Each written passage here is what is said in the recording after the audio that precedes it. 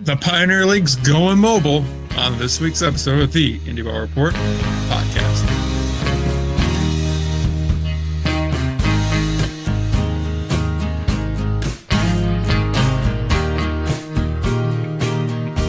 Welcome back. It's episode number 360 of the Indie Ball Report podcast. And like 360, that's what we're going to be doing this week. We're doing a 360 around baseball because we're talking ball, we're talking one news story, and then we will probably go off the rails at some point.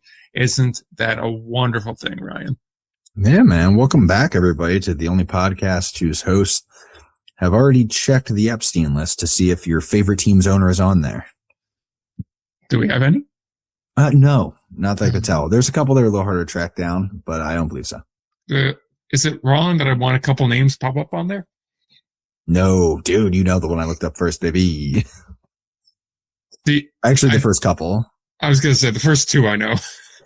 Yeah. First three, actually. Yeah, it's fine. It went great. I know. Because one, I know you're like, he's got to be on there, and he wasn't. Mm-hmm. And then the other two are just like, they're dirtbags. I want to see. Yeah, there's a couple where I'm like, interesting. Oh, but it's fine. Awful lot of shea butter listed, though. I'll tell you that much. Very popular in the files. I mean, so many. I mean, like 244 results, almost all for shea butter. That's odd. Makes sense. Well, we're buttering you up for a great episode. So I guess we'll get started with the one piece of news this week, and then we will go into talking ball from there. And that is, of course, the Pioneer League announced their travel team formally. Here I was thinking they're going to be putting a team in Zlarnia, and they did not do that. Very disappointing to see. Zlarnia. The Zlarnia Royals would have been a phenomenal team, but unfortunately it's not going to happen. We're talking Pioneer League travel teams because they have the team for this year. They're going to be called the Red Pocket Mobiles. The is in the name is like a pimp named Slickback.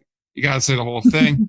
The Red Pocket Mobiles, they will play is it a limited travel schedule? It kind of looks like they grouped it so that way it's like more controlled travel, I guess is a better phrasing of it. Any event, they essentially ported over the staff from all the failed Colorado teams. I believe they got Colorado Springs GM. I know Dimitri Young's on the staff along with Ray King. So there's a whole kind of hodgepodge of guys that are on places that are no longer there.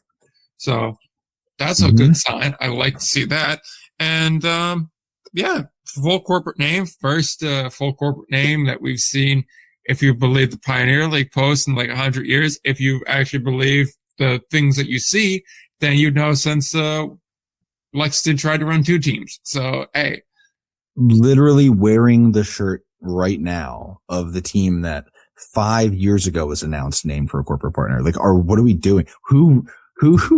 What research was this? It's like, okay, I understand. It can be, you can lose ones, right? You can lose, there's a lot of teams back in the day, early baseball, and I'm sure that's kind of what they ran into after like past 100 years, where it's like they're named for like the local sporting goods store or whatever the hell, or the local mine, frankly. But this is within indie ball. Within the past 5 years, you were also in indie ball. This is not before your time. It just happened. And everyone talked about it too. This was so discussed because it was mocked. And I'm not going to sit here and say it wasn't mocked. I'm not going to sit here and say I thought it was a good idea. The moment I heard the idea, I said, I need to play the villain on this Twitter account because everyone's going to hate us anyway. I was going to say, whoever ran that Twitter, dude, I'd be amazed if they're not working. Hey man, I still got the the CBS Sports and ESPN articles that we're talking about our social media still in my resume pack. So don't get me started. But, man, I was heated when I saw that. I'm going to level with you. In order of things I'm mad about, right? The fact that they have a travel team, foolish. You had so many other decisions that could have made. There were so many off ramps on the way to that decision that I'm blown away. When it comes to that happening, and then again, settling on the travel team, which I understand they're doing kind of in pods, whatever. Don't really care, but that is the other piece that I'm just like, it feels so unserious, and it's just like another nail in the unserious coffin of the Pioneer League. Then you have the aspect of, and am I mad about the branded team name? No, that would be, if I'm honest, I've always had the idea of it's really not that big of a deal. It's untraditional because it's American sports and it's baseball, but it happens in so many other sports and other countries. Basically the whole KBO. Yeah, whatever. Like I don't even, that is not annoying to me. The brand itself is annoying. The same issue I had with Wild Health. Wild Health was a trash company in Lexington that was like made all their money off COVID shots. And then we're like, I think this money is not going to run forever. We need to let everyone know we do DNA technology. And I was like, no one's going to care about this. Remember, they had like a 5-year deal to like, they had some ridiculous contract to like, for the ballpark name on the ballpark. But if I remember right, that was the worst contract ever because Andy Shea can't negotiate. It was like 5 years, but like company option to renew every year. I was like, what? I remember multiple people in the office were like, this company ain't going to exist in 5 years, brother. What are you talking about? Don't give them the option. And then they conveniently were like, oh, new ownership, we're out of here. Bro, they were screwed already on money. Anyway, that one. But like, what is it with like crap brands? I'm sorry, Red Pocket Mobile. That was aggressive. Not the way I meant to say that. But like, I'm sorry, Red Pocket Mobile. Is this what we're doing? Could you imagine Mint Mobile, but you never heard of it? Could you have found a brand that sounded more like a sex toy? No? Okay. I want to know how they went from having a playoffs named for Lay's, like Frito-Lay playoffs, to Red Pocket Mobile. So annoyed. I don't know. You let some California teams into the league and see what happens. And you see what happens. It's a zoo out there now.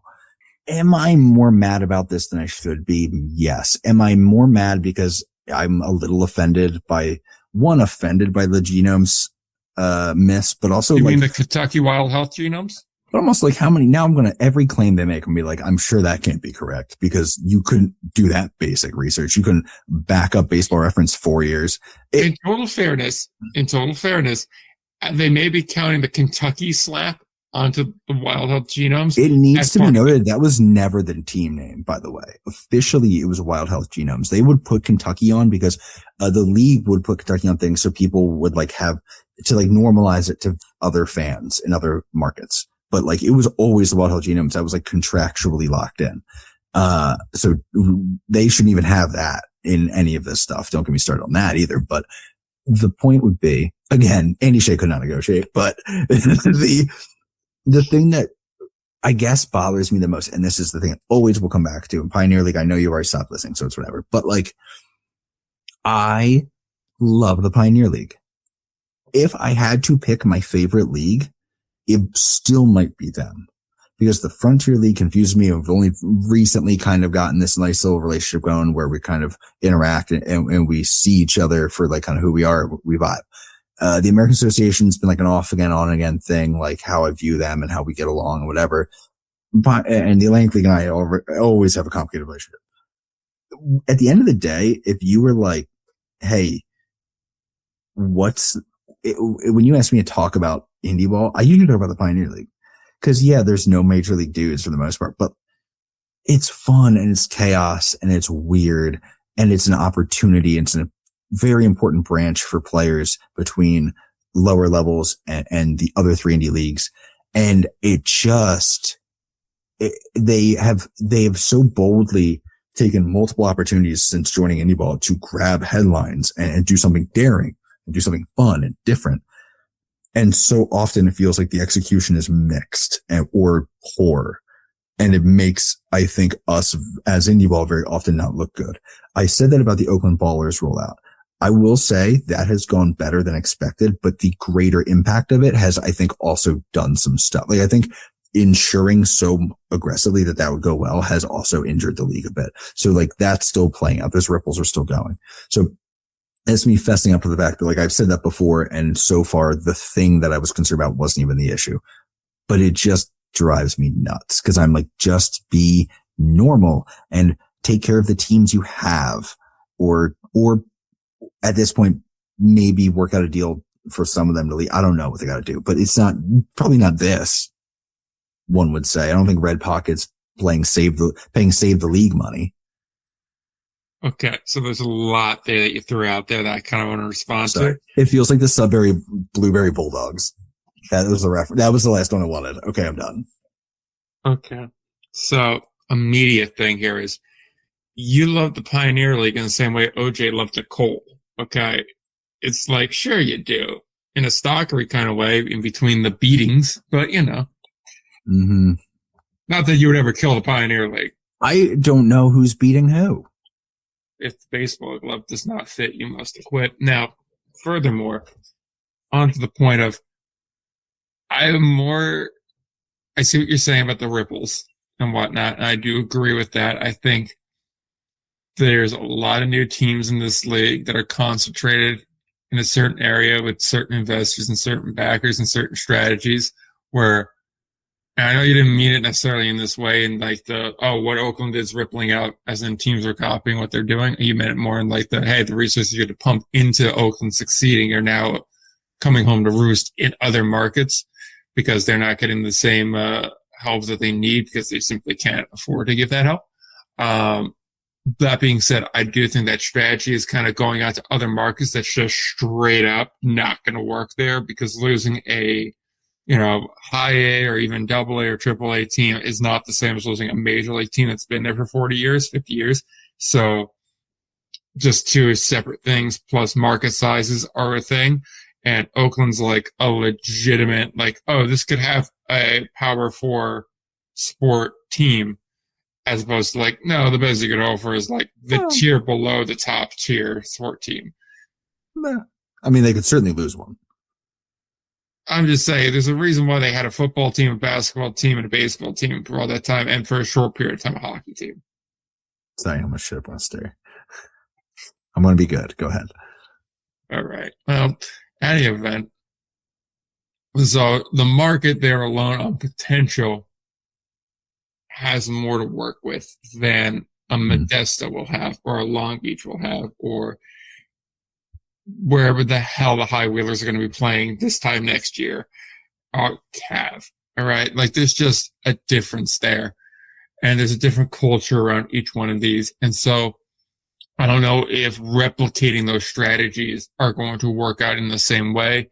And again, I will admit it's worked out very well in Oakland, far better than it has any right to be doing, even though we all have seemingly moved past the player robberies and muggings and whatnot that were happening in year one with all the cars getting broken into and that whole thing, the whole crime element there of guys living there and, having agents go on Twitter and openly bash the organization and them having to release a statement about it and then having to move players away from a certain area, but yet saying, no, the first area was fine enough for fans to go to a ballpark. Like we overlooked that a good bit, and kudos for them addressing it and doing something about it, but like, it kind of feels like Hinchcliffe isn't in a high crime area. And then the crime app goes, oh no, this is one of the highest crime apps in the city.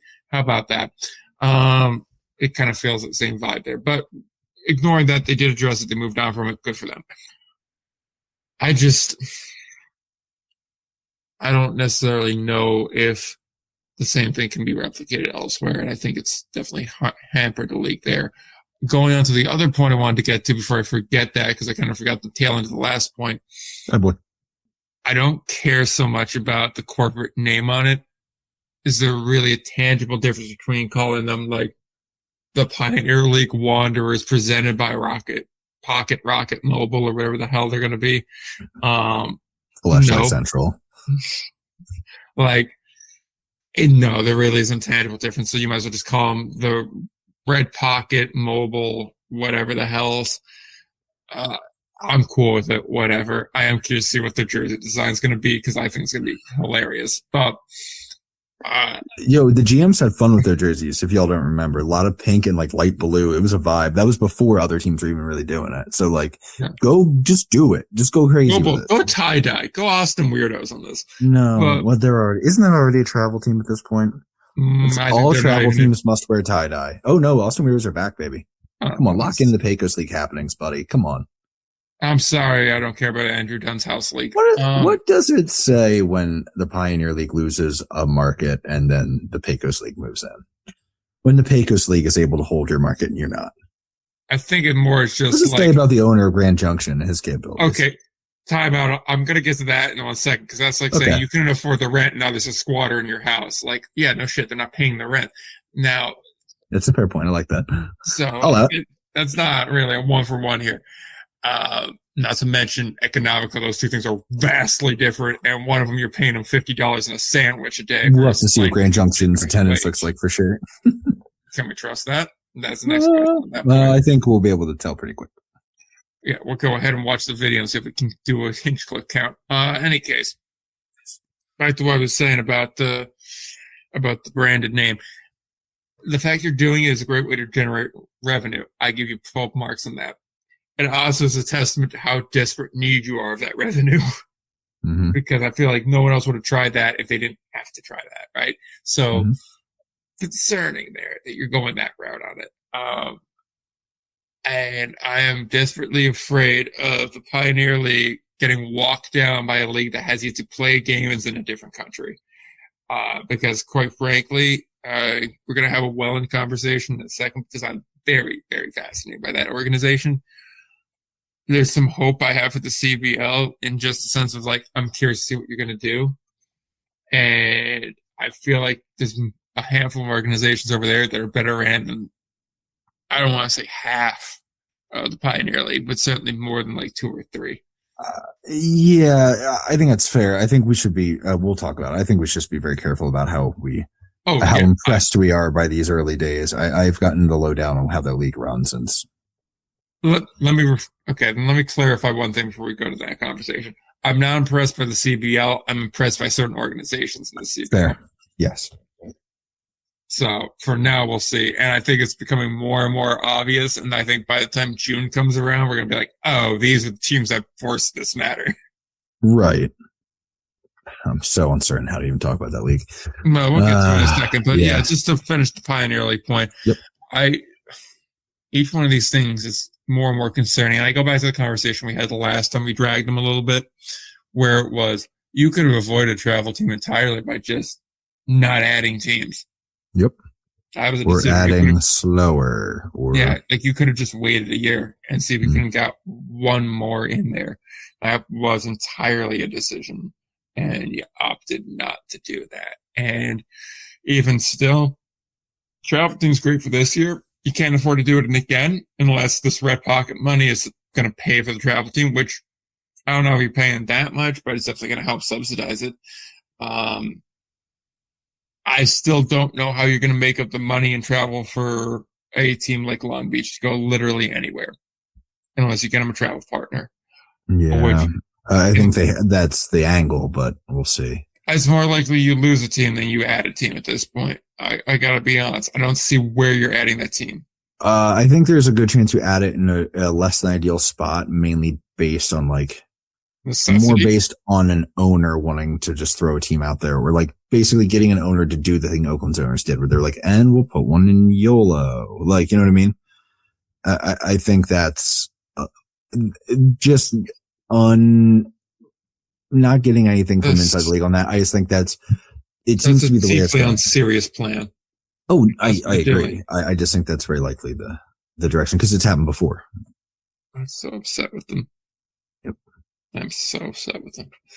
But yeah, I don't know where the end here is. I mean, like I said, there's part of it where it's like, it's kind of innovative to take a chance and just name them after the highest bidder.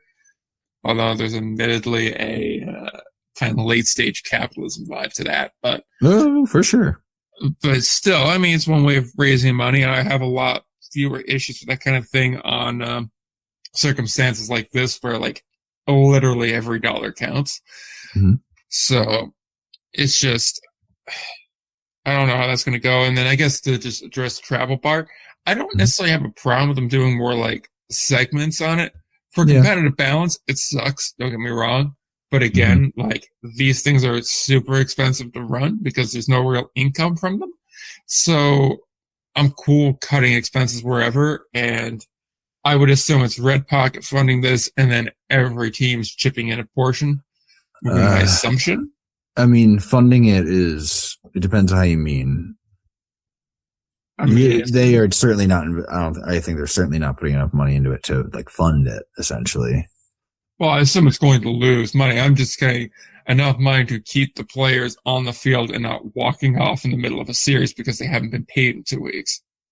I mean, I guess. I mean, sorry. I'm trying to think how I would do it, or not how I would do it. Yeah, I was gonna say, don't think like that because that's not how they're gonna do it. How I feel like this might, like, I would not be surprised if they've like agreed to like pay for transportation, hotels or something, or I could say, well, hotels will mostly be covered by the teams they're playing, I assume.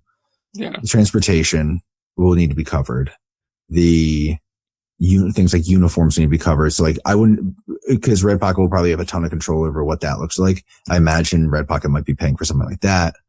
I would imagine they probably ditched Red Pocket with Taft for the uniforms because they're going to be, assuming they're going to put their brand at the front of it. It's going to be all them. So they're going to probably tell them, you want to design it, you're going to want to pay for it because we're not going to do that. Yeah, I think that's pretty likely. So when you say like funding, I think they'll fund certain parts of it and, trying to pare down what exactly all the other teams have to foot the bill for, I guess. I assume the other teams are all just pitching into the pot for salary and transportation. I assume whoever's going to be the home team is going to pay the per diem and it's going to take care of any sort of pre or post game meal. I assume that's part of the league charter. And then I would assume any sort of facility is just going to be wherever you are for that. Mm-hmm. Sort of, yeah. Yeah, and then hotel, I imagine normally just give a discount rate for the team, but like they're going to have to eat it, would be my guess. Yeah, I mean, I'm sure they'll just, yeah, I agree. They're just going to have to deal with it, I guess. Yeah. Which brings me back to, you can't afford to do this for a second year, so what's the plan? Who's either going to fold or where are you going to put a team in, which if they're floundering financially, you're still going to have to foot the bill for them. Mm-hmm. Yeah. So you're back to square one with extra steps. Like, what the hell are we doing here? Yeah, it's very much like the Spire City Ghost Hounds, except they kind of had a plan. But when it came to sort of won't they keep the Ghost Hounds around in the Atlantic League? And it was like, well, okay. I mean, then something else has to happen. Another shoe has to drop here. And now it kind of just kicks your issue down the road a little bit. Or realistically, it's a Wild Health Genomes, I guess, for a more one-to-one type of comparison where this is not a full solution, but I guess it buys you a year. I suppose. I mean, it's an expensive year to buy. Oh yeah. Dude, this is a financial loser. This is not what anybody wants to do.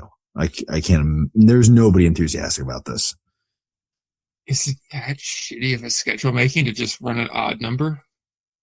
Yeah, especially with like longer series they like to do. I mean, you're going to have teams off for 4 or 5 days. Players hate being off for multiple days at a time. And I remember that because of the genomes, there's a whole scheduling mess, and not because of the genomes, because of Andy specifically, but the, basically way too late in the game, a schedule's already out. And Andy was like, well, we locked in, I guess, like, I think, Ohio Valley Conference baseball tournament. Okay. And that was in the middle of, Genomes Legend series for 6 games. So they were like, oh, easy solution. Or I think it was a weekend and a week. So both of them were on the road, maybe. No. Oh my God. I remember. Oh my God. Both of them were supposed to play each other on the weekend, right? But during the week, Legends were going to play like High Point and the other team was maybe going to play Gastonia or Southern Maryland. So the way they did it was those 2 teams played each other instead for that time. And the Genomes and Legends just had 6 days on the schedule where they would be playing each other, but they can't play each other.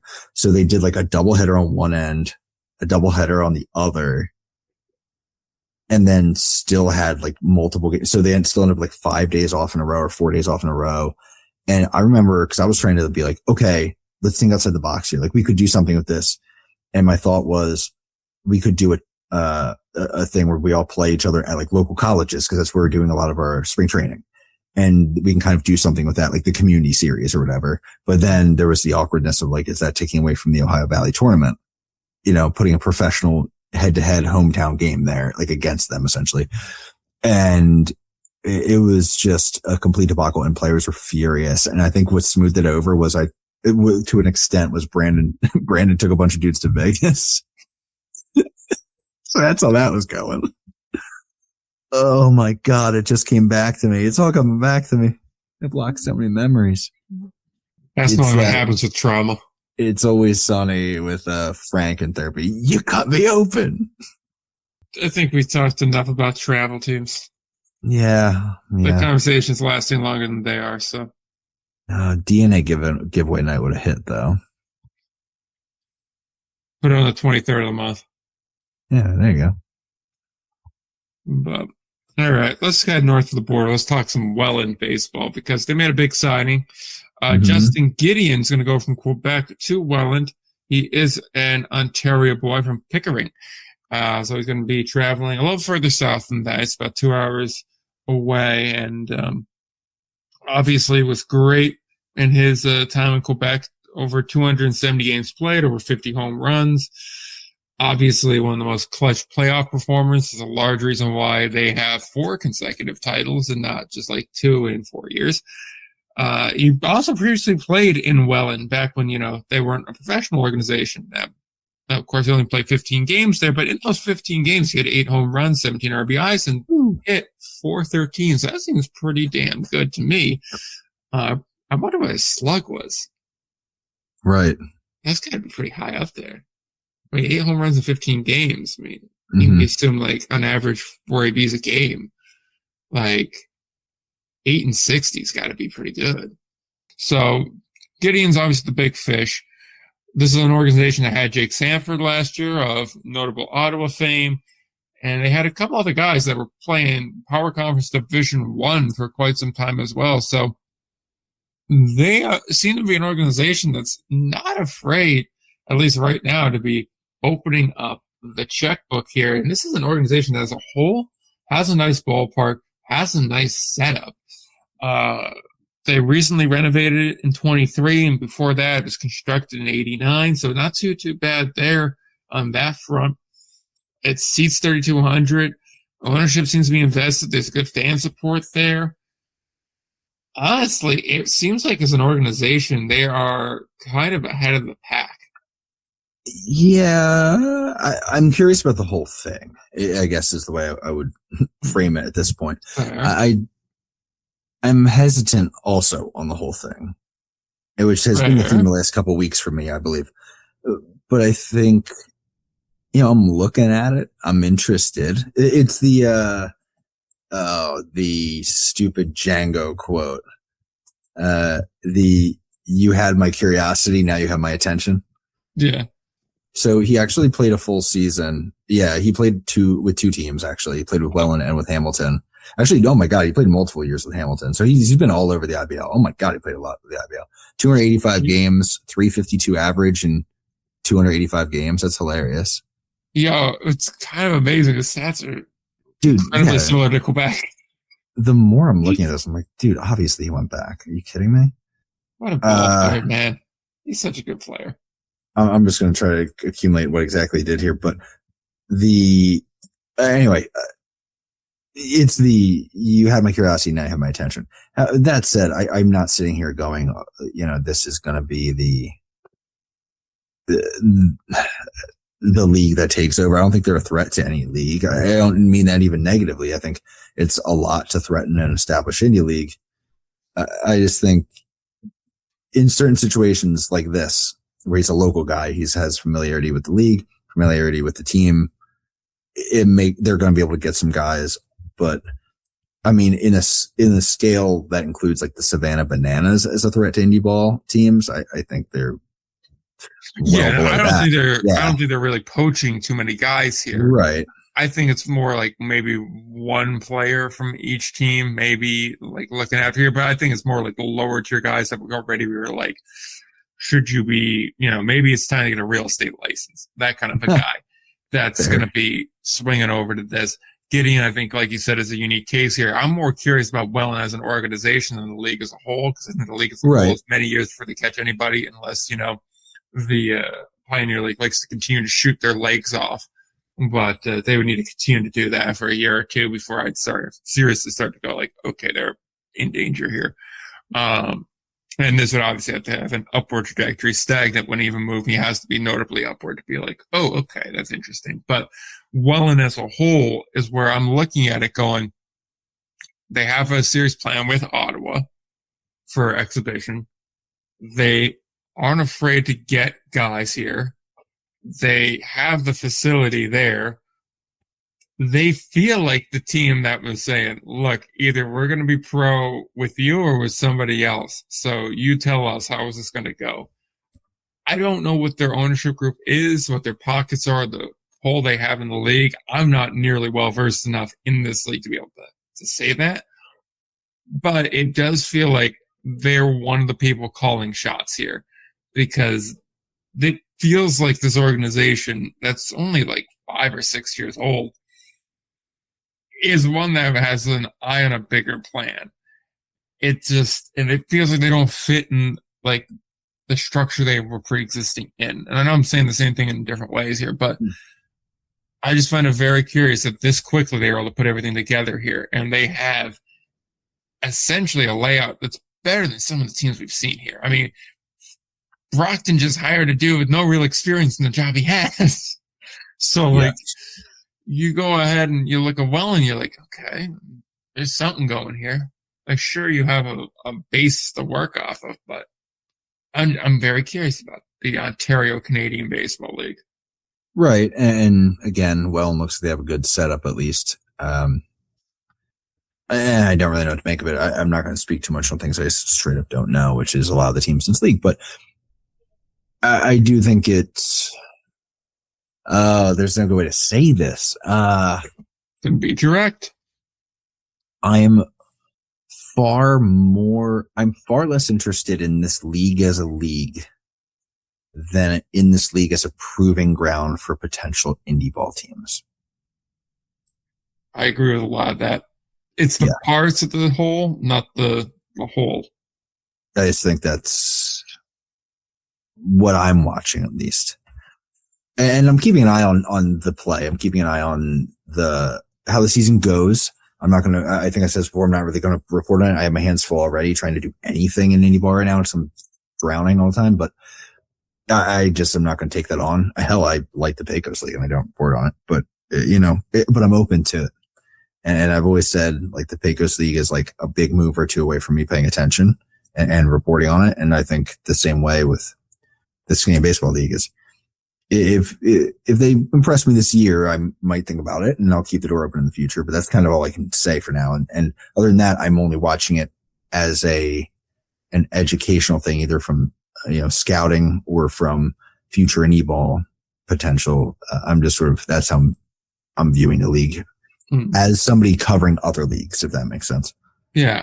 I'm curious to know what other leagues are watching them, because I assume there's at least 2 or 3 other leagues that are doing the same thing we're doing, going, okay, who here looks like they got their shit together? So that way, when this thing kind of caves in on itself, because I'm still kind of convinced that we're going to see this thing cave in on itself at some point. Not to hate, it's just like I look at the setup for a lot of these teams, and they're just not really built for professional baseball as they're currently constructed. I'd love to be wrong. I think Canadian markets are some of the best. I mean, we see the fan bases in Quebec, in Winnipeg, even Ottawa, really, this time around. They've done a pretty good job at it, where they built up a pretty good culture about it. And also, props to Ottawa, by the way, for having most of their roster constructed. Yeah, agreed. I'm very impressed. It's early February. You have like 80% of the roster done. Like, sure, there's going to be changes coming in and out. If you have a chance to take a swing, you're, of course, going to take it. But, like, good job, guys. Staten Island doesn't even have a manager yet, and you guys have everything together. Good for you. Talk about the difference in organizational structure. Fascinating. Ain't it, though? But, yeah, back to the point. I do wonder which leagues are watching, because I assume this is like prime American Association Frontier League territory here. And is it wrong of me to almost feel like this is more better for American Association, even though it's a slightly more out of the footprint? because you look where it is, and it's not really near anybody's thing. Like you could argue it's kind of near Ottawa, but I'd say it's just as close to Ottawa as it is to some of the other teams that are in the association. I mean, kind of not even really that close to Washington. So that's where their holdup is. They need somebody to put something in like upstate New York or Michigan to really start to be, an interesting piece of this puzzle. Yeah, I don't know.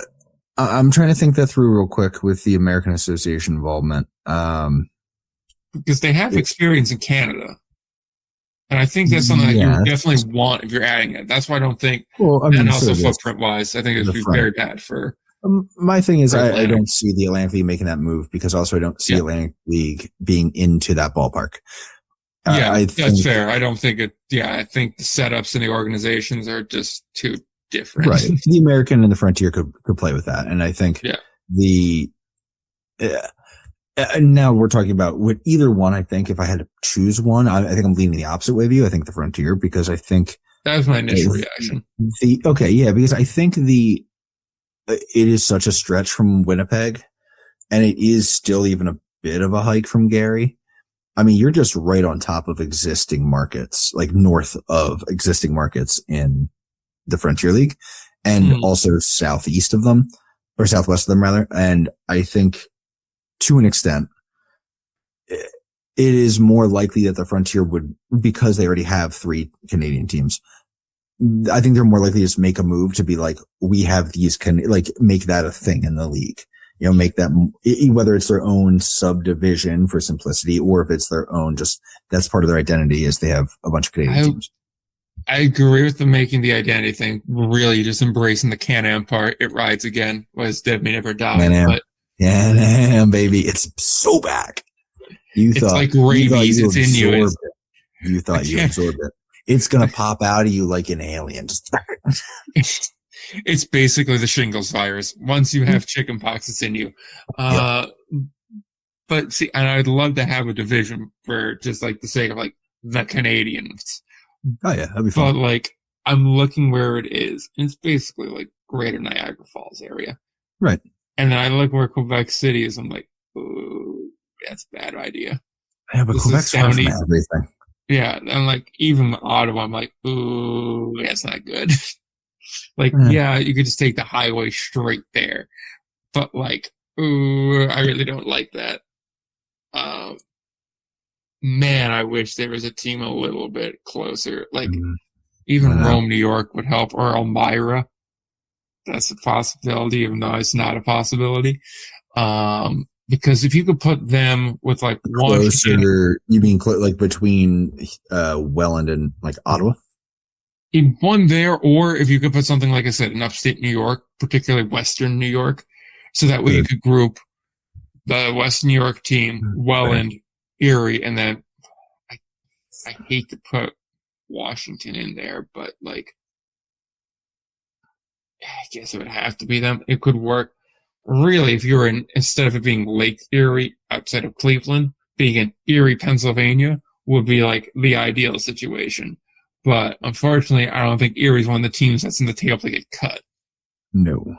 So that's really the thing. Binghamton wouldn't even help him. And that's one of the ones that's probably like so. Yeah, I'm also like, there's no shortage of teams. Batavia, New York. Yeah, I mean, there are options. Batavia. But you have to find the right fit, which is easier said than done, certainly. That's really the pain. Is this, and that's what holds me up on Welland, because like I said, as an organization, I'm liking what I'm seeing so far. It's just you put them out in an island by themselves, and each league already has one island team essentially. So really, the only one that doesn't have an island team is, you could argue, the Atlantic, and they just rid themselves of that with Sugarland. They know how bad that can be, but Sugarland's worth the price point because of everything it gave you. And we also, I don't know if we acknowledge enough that if something were to happen and Charleston were to be removed from the Atlantic League, I mean, Kentucky, Lexington's an island pretty quickly. Yeah. I mean, cause you can do, the North Carolina teams to Kentucky in not that long, I guess, but it's just not. It's awkward. What you want for one team to be out there. That's not what you want. And is Lexington really the team that you want to make those exceptions for and hardships No, for? I mean, it's still 6.5. And for anyone looking at a map and being like, it's not that far. The High Point, I think the closest North Carolina team is High Point for them. High Point to Lexington Drive is not a point A to point B. You have to go north and then west. So it's like, if I remember, it's like 6 or 7 hours. It is much further than it should be. Exactly. So then you'd probably have to look for Tennessee at that point, would be my guess, to make it a little bit easier. Yeah. So that's probably the next most fertile point. So that's not really going to work there. So yeah, just to, I guess, wrap up the Welland point. I'm impressed so far with what they've done. I also like getting Gideon in, and I think if they're going to do him in a player coach role, it's very helpful from a baseball ops perspective to get a guy from a very successful organization that's been with one of the best managers that we've seen in modern indie ball and just kind of knows what it takes to win, to have that presence there, both to help in the room and also as a, like, hey, this is how we have to go after players. This is how we have to operate. I think is pretty solid a pickup here. And if I'm not mistaken, I think Gideon was going to be done after 25 anyway. So good for, I could have sworn I seen something on his Instagram about that. Maybe. But we should check that. Yeah, I may be misremembering it, but if I'm not, then I mean, this is a pretty great deal. You get to go play one more year and essentially your hometown team, so your friends and your family can see you play. I mean, that's a pretty good deal. Yes. I'm with you. And we've kind of gotten are they stealing players from teams? Like, do we need to be worried? No, I think just hometown move makes a ton of sense. Yeah, in summary. Yeah. I got 3 notes here before we move on from this fully. Just closing loops on all of them. One, the Red Pocket Mobiles hit me with I don't remember if this is exactly when I followed them. I don't think it was. Maybe it was. Maybe it was right when I followed them. Never mind. But I hate anybody who automatically gives you a DM when you follow them. Weird. Yeah. The Justin Gideon, Justin Gideon's final numbers, from his time, his first run in what was the IBL was, 1,183 games or at bats, rather 1,183 at bats. Yeah, I know. 60 home runs, 416 hits. Basically, the slash line comes out to a 352 average, a 426 on base, a 593 slugging. That's good for over a 1 dot OPS. And putting up numbers. So one of the GOATs returning. And finally, I was on that actually. It's 410 miles to drive from High Point to Kentucky or to Lexington. And it's only 280 as the crow flies. You really do have to go way out of your way. It's kind of crazy. I always love that. Which I remember when I was out there, I was like, oh, quick trip out there. I'm like, I could not be more wrong. Which 2 points here. One, I do have to obviously only this year would count for legitimate indie ball stats, if we're going to count that for some sort of greater career accolade. Second half on that would be, is Justin Gideon an indie ball Hall of Fame caliber player? Oh, he's close. Yeah. I feel this is one of those ones where I feel and I understand you're not a big postseason fan because it's anything could happen. That's not really a statistical thing. And not saying you don't like postseason. I'm just saying you don't think it's a great way to get a champion. So yeah, but I mean, I respect the numbers that come out of it. Yeah, I feel his postseason accolades are this pushes him over. Already he's a really good player. And am I misremembering him getting a Frontier League Player of the Year award in there somewhere? He might have. I know he had 1 or 2 years where it was damn close. I was it's not wrong to give it to him. Because I could see really his second year. So his 24 season, I think, would have been it. I mean, God, sicko stuff. 20 home runs. He sold 19 bags there. Got caught 9 times, but no one cares about that. Walked 50, struck out 78. Isn't that great there? But I mean, OPS at 930 is always great. I feel he may have got that year. That wouldn't have been last year, I don't think, because he did take a step back. But even still, I know he got playoff player, but I don't remember he got regular season MVP. So, regardless of that, I think he does go over the edge there. Titles mean something, and I don't think they're like the hallmark here because a lot of that's out of control, especially in sport like baseball, where like one guy can put you over the edge, but one guy can't drag a team.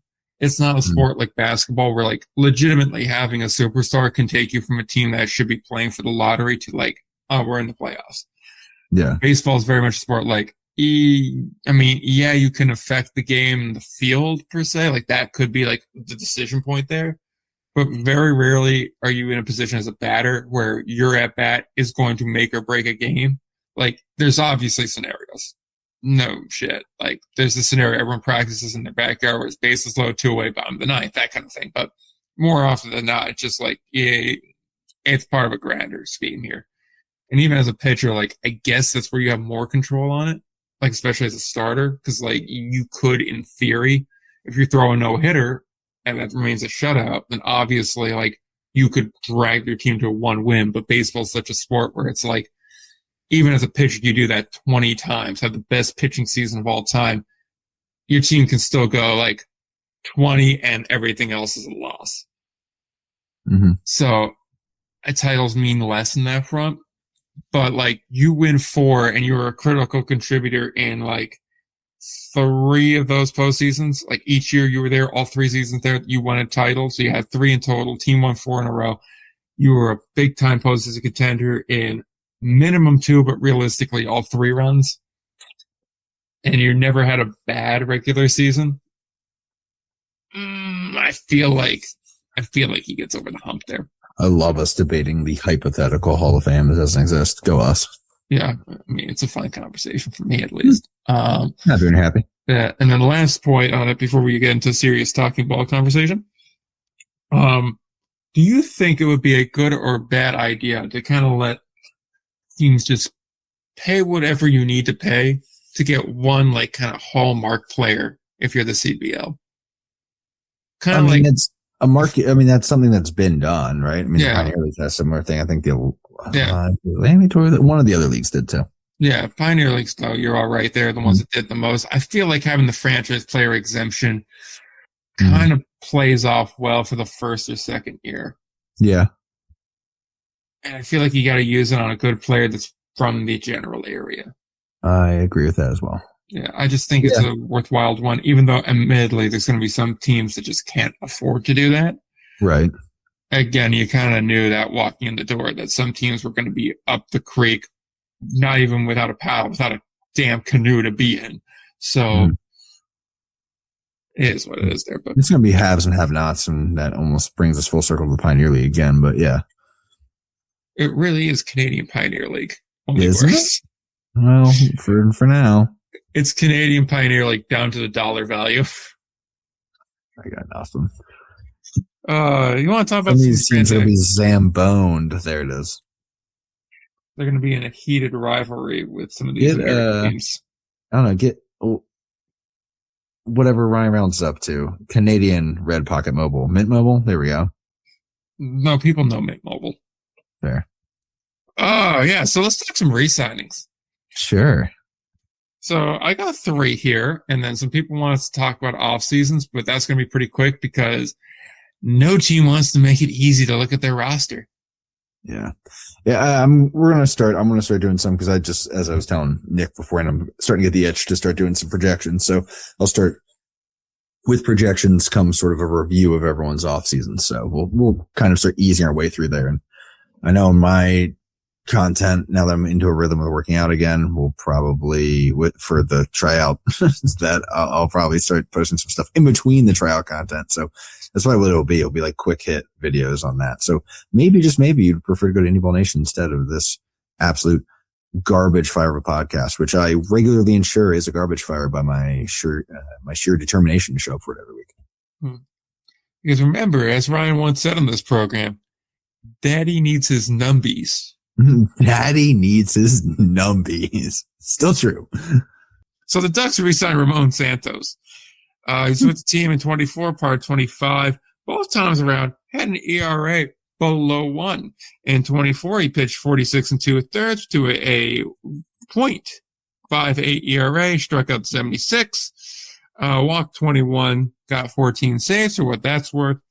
And in 25, he threw 19 innings for the Ducks to the tune of a .47 ERA, 37 strikeouts to 11 walks, 6 saves there. Probably one of the premier relievers in the Atlantic League, and thus one of the premier relievers in indie ball as a whole. Great addition to bring him back.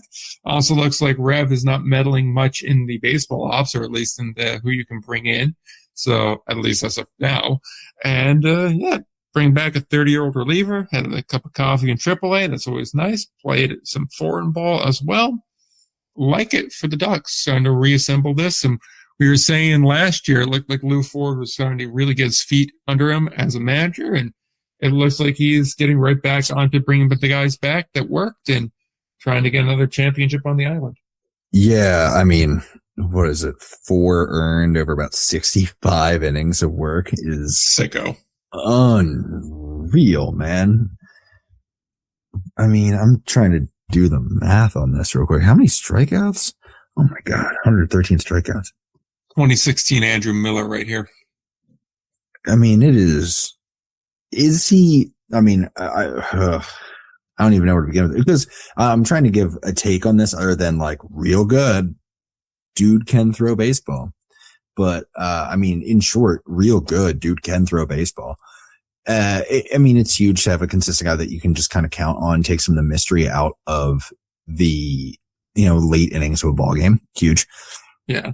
Yeah. I mean, it's to build off of that, though. I mean, not only is it having a guy that you don't have to worry about, it's having the consistency there because how often do we see relievers go out, dominate 1 year, have ERAs that are like that, sub 1, and then the next year they go out and they try to alter things a little bit so that way maybe they get signed or something like that, and they just get shelled. They don't look good at all, and that ERA goes up to like a 5 or so, and it's just you're not a usable piece in the bullpen, or they try to make that switch into being a starter, even when you're only throwing 5 or 6 innings, and it just does not work out. This is a guy that knows his role, knows his place, and is just shoving here.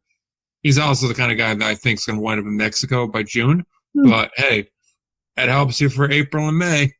With the half system, that matters a lot. Yeah, right. Which I guess they're still doing. There's a lot of talk that they weren't doing it, then they're doing it again, which is fun. What a tease. I know. I was pretty gassed up about that. They go ahead and they're going to kill off the half system. I'm sitting in the chair in the corner.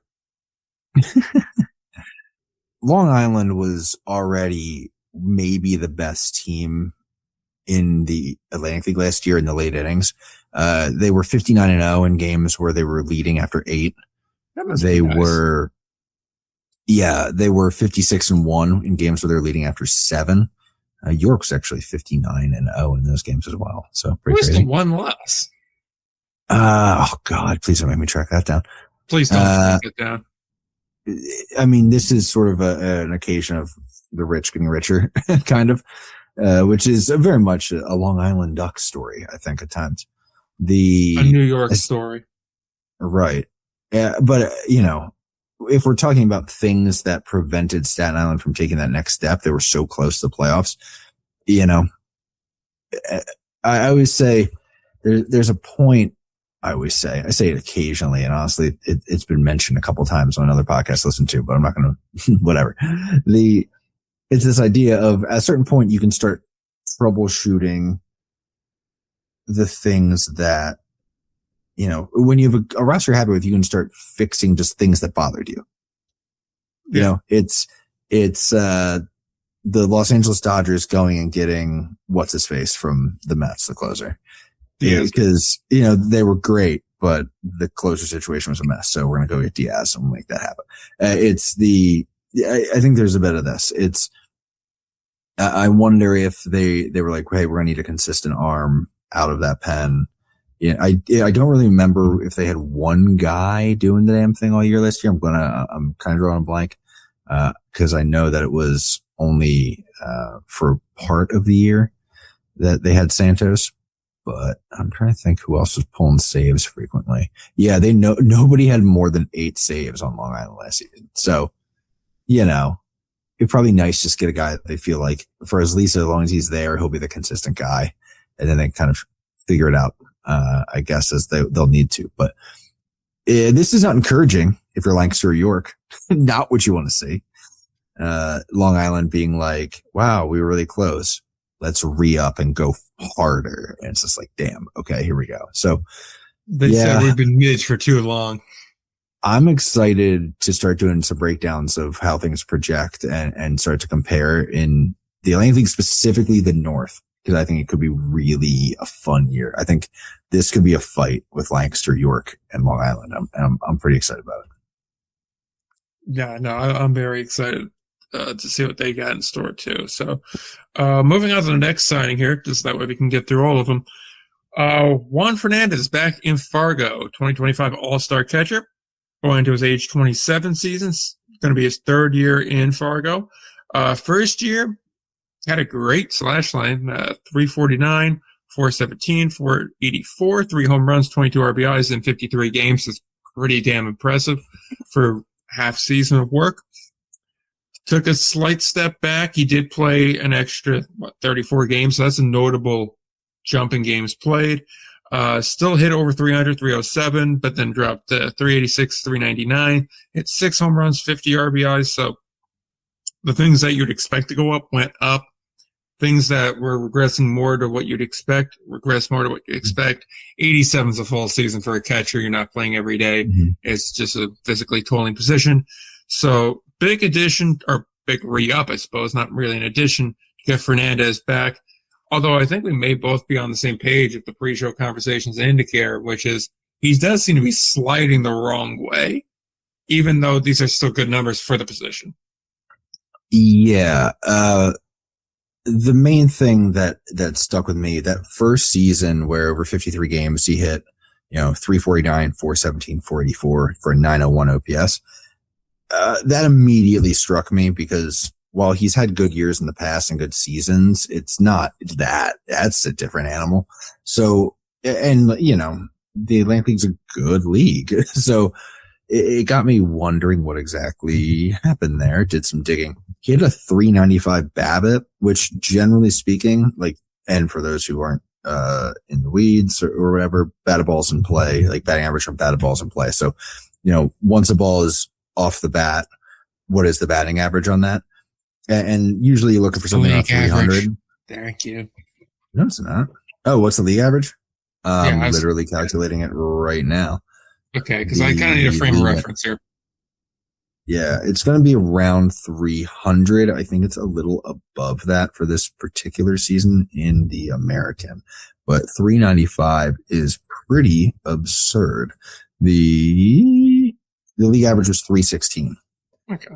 So he was like 80 points above league average, which is noteworthy, far and away noteworthy.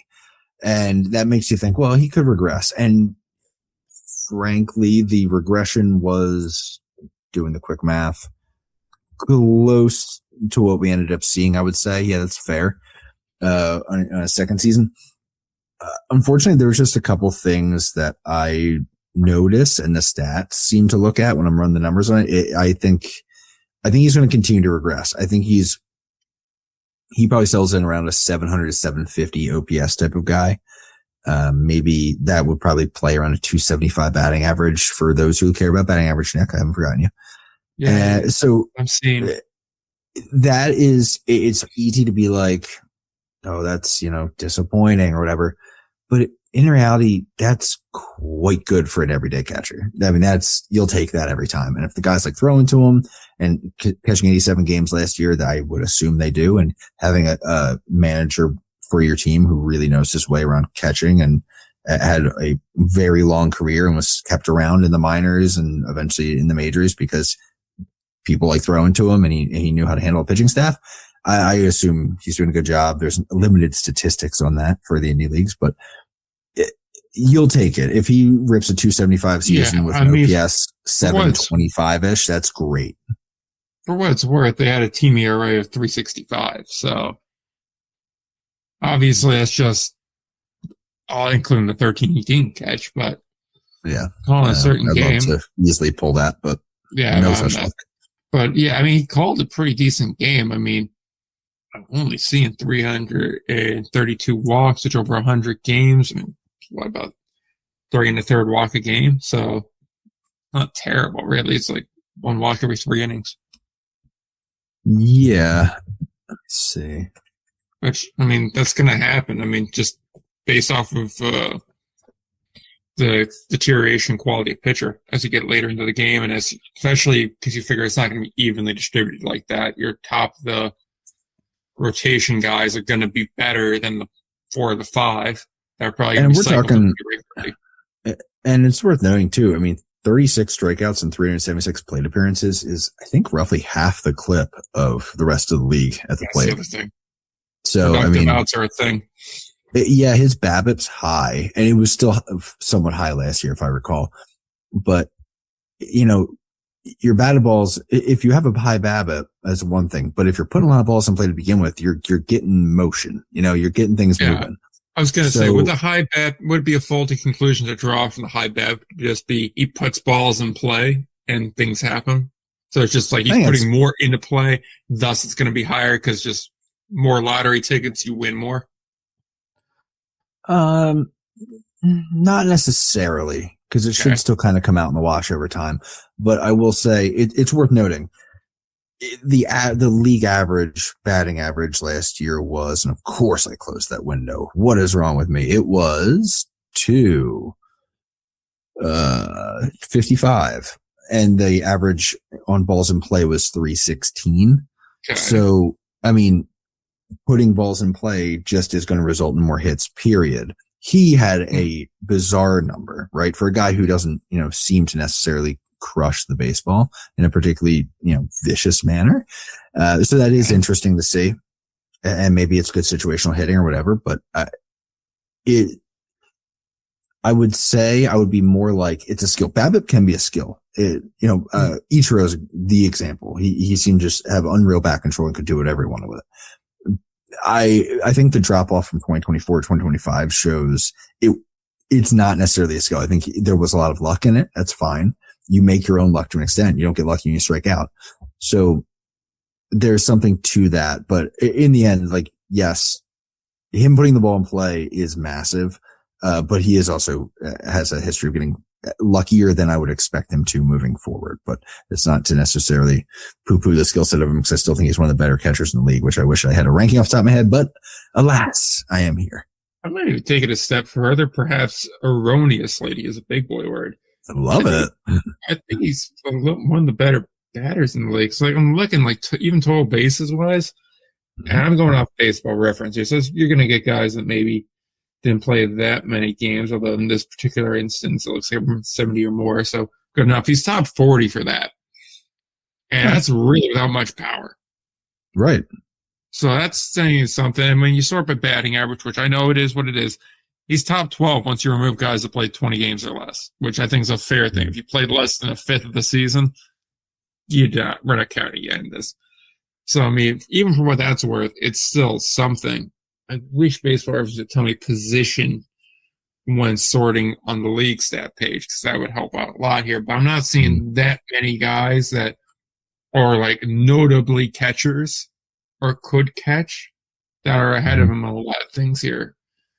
So for positional value plus just general value, I definitely say he's a top.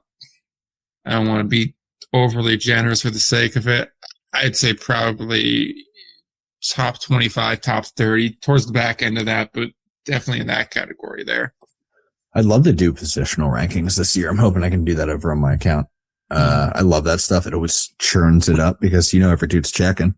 We'll see tag guys in that too. It's gonna be such a busy one this year, because not only is it the usual chaos I barely managed to get posts up during, but it's going to be also preseason's overlapping with that tryout. So yeah. The extra fun part is when you do preseason positional rankings and you have a guy they're going to have to play him at second. There's no way. And then there's guess what? He's a center fielder. It's hey, he's never done that in his career. Why is that happening now? And then you don't have fielding stats to back up whether or not he was good or not. But every time you watch him, you're nuts. He does not look comfortable out there at all. He's not committing errors, but he does not look comfortable. and you gotta gauge it like judging a boxing fight where you're like, on decision, you're not gonna win this. Right. Yeah. Sorry, I'm just thinking about all the stats I wish we had access to. That's okay. I'll survive it.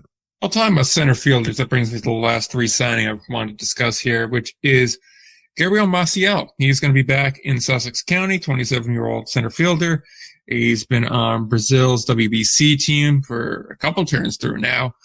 Going to be entering his third year in Sussex. And keep in mind, through July last year, he had a batting average over 400, which, regardless of your opinion on the stat, 400 is still an insane thing to be hitting.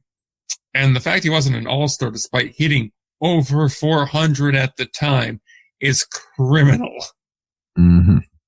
I wound up finishing the year batting 385, 444, and 536, 5 home runs, 40 RBI, 61 games. He was injured towards the end of the season, so that definitely contributed to part of it. Improvement over his first year in Sussex, where his slash looked like 276, 344, 332, 3 home runs, 24 RBIs, and 67 games. So definitely got better, notably better. Curious to see if that trend continues or if we get more of a middle ground, which is where I kind of think this is going to wind up at. But hey, either way, he's a key contributor to the Sussex County offense. They're adding guys back. Their offseason's one I want to deep dive when we get a little bit later on and we get a little bit more clarity on their roster, because that's an interesting team to me, just based off of they have potential to be really good. And we spent all last year going, are they a mid team or are they a good team? And they're a curious case there where they can be good, but they also can just kind of exist. Yeah. A Ritz cracker of a team, if you would. Nice. There you go. Yeah. I worry. Okay. This is one where I hate to just harp on the same stat back-to-back times, but let's talk about BABIP again. League average is 318 in the Frontier League for BABIP. 416 last year. That's a big number. It's kind of wild, right? So let me go. Ed Turf's doing some favors, I think. Yeah, potentially. Let me see. I'm going to do a little bit of. So he basically got, if he hit league average on like a league average BABIP, he'd have 20 less hits. So what does that do to the batting average? Probably drops it down close to about 320. 304. Damn, okay, a little bit lower than that. Originally, I know. I mean, even still, 300 batter is still good, dude. And we're gonna hit all the same things just real quick, which is getting bat to ball is a skill. Very often, having a ball not fielded cleanly is a skill. Like, or hitting it where they ain't is a skill. Like that counts. But it is also, I mean, when it's that high, you're like, okay. I mean, it's not an indicator that this is going to be the same thing again. And I think nobody really expects that. It was such a crazy year last year. Mm-hmm. However, it's just temporary expectations. Let's just everyone be rational about this. I think he is a middle lineup guy, and I think he's someone that you can build around. Certainly a core outfield type. I mean, that's someone that you know, if you need somebody that you can start building around, he can play. He was corner outfield last year, but like in the past, he's played center field a lot. So he has a lot of flexibility. I always love that from any indie ball signing, especially one with a bat. Yeah. I don't know. It's hard to predict. I think he'll probably hit in the 3-teens to 320s. And then put up numbers accordingly. But yeah, it's a shame I don't know. They didn't win that first all player of the year situation. It's crazy, but I don't know. I don't want to be a bummer on that, but I do caution people that it's, yeah, I'm just trying to say, like, don't put all that expectation on because that's not really fair. Yeah. I will also say supposedly, and I do remember from watching, he wasn't bad in field. Supposedly he's a quality fielder. I wish we had numbers to back that up or not back that up. But if he adds value in the field too, that's an extra bonus. And here's something I'll say. The year before, his BABIP was below league average. It was 298. That means two things. One, on the negative side, it means this is not some skill set he has year over year.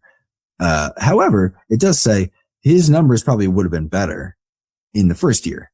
So we're talking if in both seasons, if he, once the ball left his bat, went and did league average stuff, he's probably hitting 300 or above, right around there.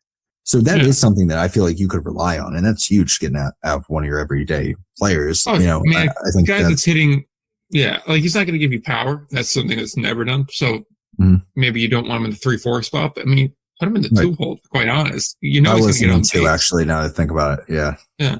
Like that's where he needs to be. And like he does. Can I quickly see it? Yeah, 21 doubles last year. That's playing 61 games, definitely. Yeah, right. I was catching that too. Yeah, 26 walks at like that higher, but I mean only 30 strikeouts. So that's not, you live with that. And I'm wondering how many of those strikeouts came in a situation where you need a bigger hit, so you had to take a bigger swing. Yeah, and still, I mean, that number is not bad. Exactly. So he's a quality player. It's a big addition, and I do like him coming back. Also, there was no question you have to bring him back if you're Sussex. Like, let's just put that there. It's not like we're sitting there like, well, I don't know. No. Like, he had to come back. That was unacceptable because not only can you not lose him, you cannot lose him, especially to another team in your league. So this is a good move.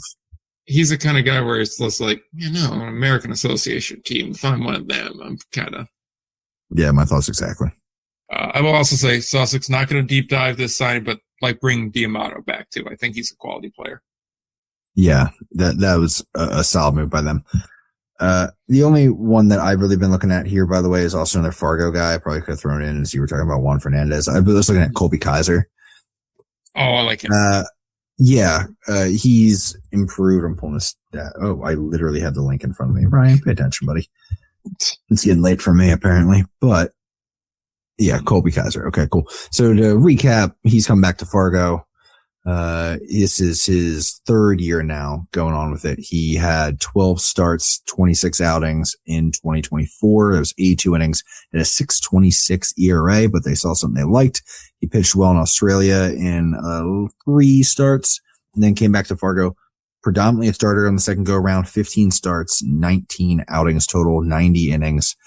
So not giving a ton of depth, but giving you about 5 innings per time out there. And he was able to bring down his walks last year. That seemed to help. He wasn't striking out many guys to go along with that, but the out of control seems to have worked out a little bit better for him. Ended up with a 4.07 ERA. That's probably more what I would expect to see from him. Okay. That's not bad. Yeah. Good play. When it comes to it, like I would.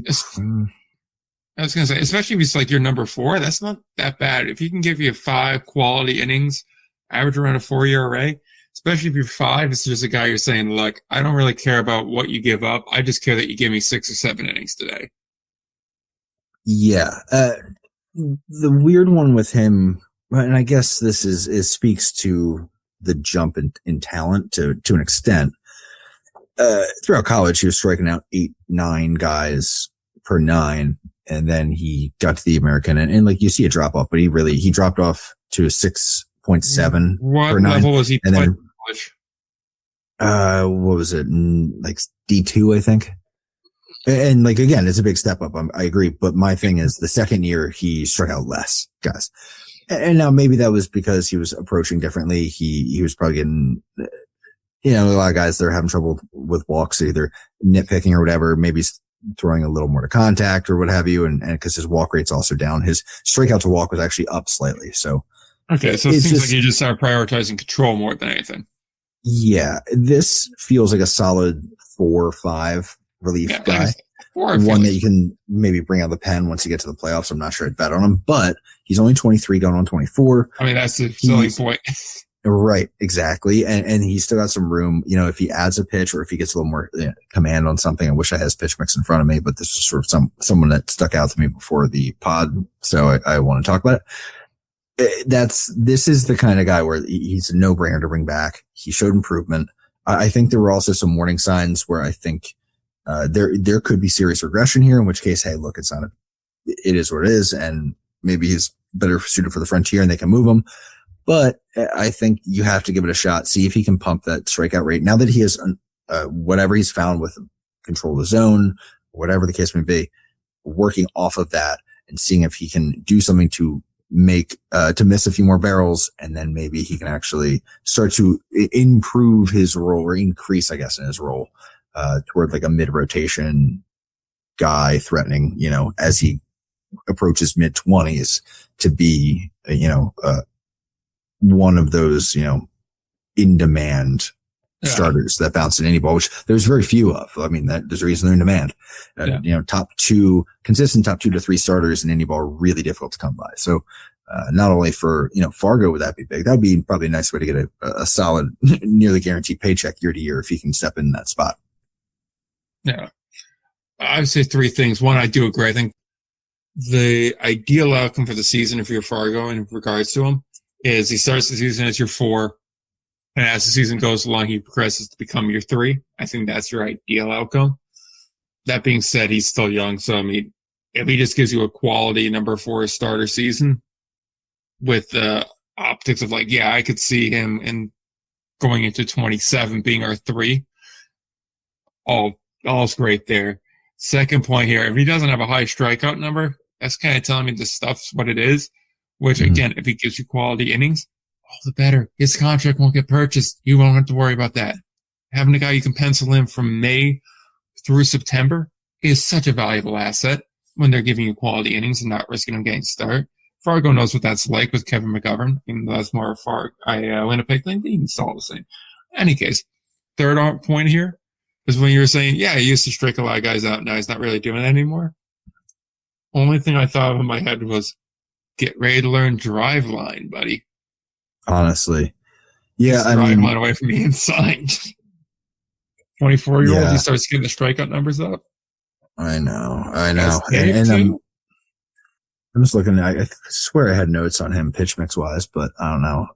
Beyond just like, I think it was fastball, curveball, slider, change up, but I don't know if that's what he's still throwing those older information. So, I don't know, but that's definitely something where if he adds a little more snap on something, or he can figure out a way to sort of, work that. I mean, he's a big guy. I think he's 6'5", 6'6". Like, it's also hard to get a good replicable anything. This is an opinion. I have found with taller pitchers, it can be hard to add skill sets or adjust things because it's just a lot to get all in line repetitively. Like Randy Johnson had that issue early in his career. It was just a lot of dude to just get moving in a like repeatable motion that isn't, flying out or whatever the case may be. So it's difficult, but I'm not just add spin rate. I'm not trying to be that guy. I understand the difficulty, but if he can manage to, accomplish that difficult task, I think we could be looking at somebody that, is a real success story here. Dear God, I just now imagine pairing him with Tyler Grauer. They're both 6'5", both big dudes. It's like, oh my God. Just like 2 giant oak trees there on the mound. Yeah, I mean, I love the idea. Like, I've toyed with, and I won't get fully into it now. Maybe I'll do a whole thing on it in the future, but the idea of what is the most replicable, like big brain modern baseball tactics that you can use in indie ball without basically without bringing the Moneyball of Moneyball things. What can you do without bringing back? And my thought was the Tampa Bay arm slot clock where they could, you just have dudes from the pen, just from every arm angle, on both sides, just go nuts. Where and because I do think that could really find a ton of success in indie ball, where it's not like these guys are using, a lot of fancy technology or sim technology to see these guys in their arm slots. It is, for the most part, this guy coming out of the pen. How do I remember him? How does that compare to what I've been looking at? Okay. And just in an environment like indie ball, which is so compressed into the moment that you're in, just having dudes just out of every arm slot, it just seems like you could just put a team in hell for a 3-game series and just leave. Honestly, I kind of love that. So quickly, just looking at a couple off-season recaps. We'll be quick about this because, quite frankly, both teams pissed me off with how hard it was to find guys that hopped on here. Chicago, I like their Darian Reagan's being added in there. Jax Grosjean being in there, pairing him with Chance Sisco. Obviously, both can catch, so only one's going to be doing that, but like adding both those bats there. Tyreek Reed's an interesting grab. Brian Fuentes going over here is interesting, and they still have some hope with Dwayne Marshall to be what I remember him being. So, kind of an interesting series of ads for them. I don't know. I wasn't ready to talk on that. That's on me. Yeah, just some interesting ones there. I liked what Reagan's did in Lake Erie. Obviously, more of a pitcher-friendly ballpark, and competition levels all different. But I do think he's the kind of guy that can take that step up and kind of continue to add in here. I'm curious to see how well that gets organized out. It does seem like they're going more of a power focus on the bats here. Grosjean is a guy that hits for power. Chance did well in that ballpark. Fuentes has some pop ability there. We saw it in Lexington, some other spots. And Reed was known for hitting the ball in Washington as well. So it definitely seems like they're trending a certain direction. I do wonder how much a guy like Reed's going to get in the lineup, if I remember right. And I could very well be misremembering because I didn't watch that much of Washington.